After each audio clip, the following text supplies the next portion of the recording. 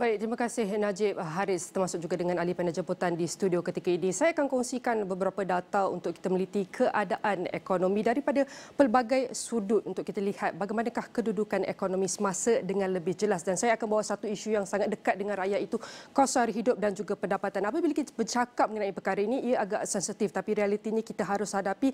Ini merupakan pendapatan, gaji dan upah merupakan sumber yang akan mengisi perut keluarga, anak-anak sehinggalah memenuhi hidangkan makanan setiap hari. Namun persoalannya, adakah kita lihat gaji yang kita dapat setiap bulan ini cukup untuk memenuhi keperluan hidup yang semakin mendesak? Baik, saya akan kongsikan data dapatan kajian daripada Minda UKM, iaitu daripada Tan Sri Azlan dalam studio bersama kita, di mana saya akan kongsikan tidak semua tetapi beberapa data untuk kita lihat bagaimanakah trend dan gaji upah pendapatan isi rumah terutamanya golongan median iaitu di Malaysia setakat ini. Kalau boleh kita saksikan daripada data ini menunjukkan pendapatan isi rumah ataupun HHI iaitu household income median dan gaji wajar iaitu living wage.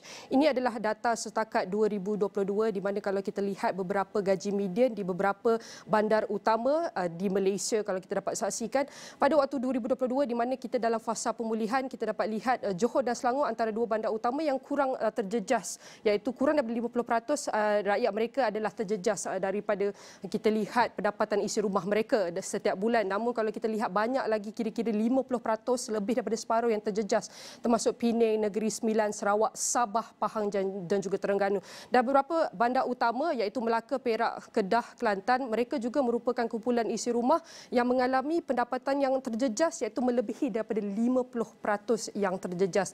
Namun kalau kita nak lihat trend sehinggalah Mac 2024, kita dapat saksikan median gaji dan upah bulanan iaitu kalau anda lihat daripada mahir sehinggalah iaitu separuh mahir dan berkemahiran rendah. Kalau kita lihat daripada bawah ini adalah merupakan pekerja-pekerja yang menggaji median daripada separuh mahir dan juga iaitu mahir yang atas sekali.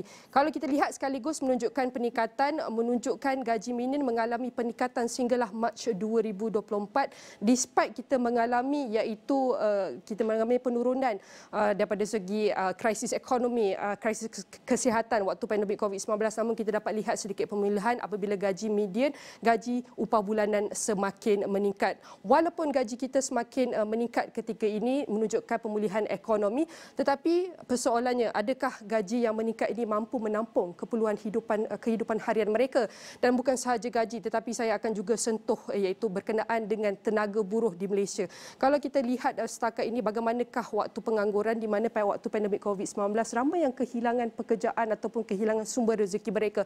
Tetapi waktu pasca pandemik, kita lihat tahun 2024 setakat data terkini pada bulan Ogos, kita dapat lihat pengangguran kita telah menurun pada kadar 3.2% dengan penganggur aktif 80.0% yang sedang aktif dalam pasaran kerja mencari pekerjaan dan penganggur tidak aktif hanya 20.0%.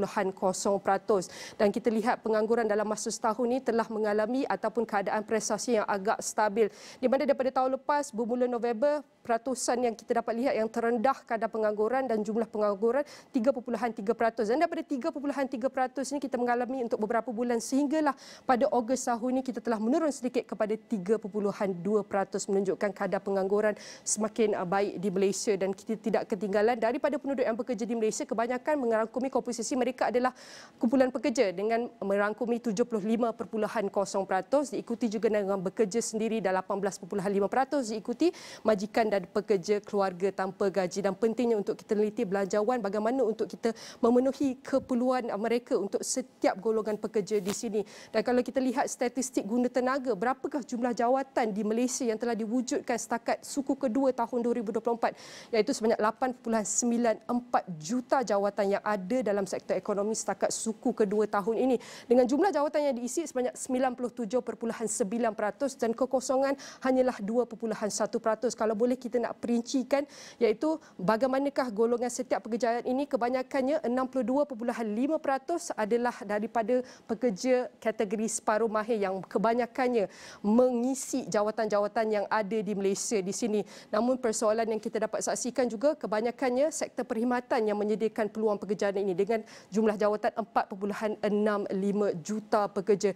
Namun persoalannya persoalan di sebaliknya, adakah pekerjaan yang ditawar, yang diisi ini cukup berkualiti ataupun masalah mereka kita dapat lihat mereka hanya dapat gaji yang tidak setaraf dengan gaji dan kelayakan mereka. Dan itu adalah isu yang harus kita teliti juga.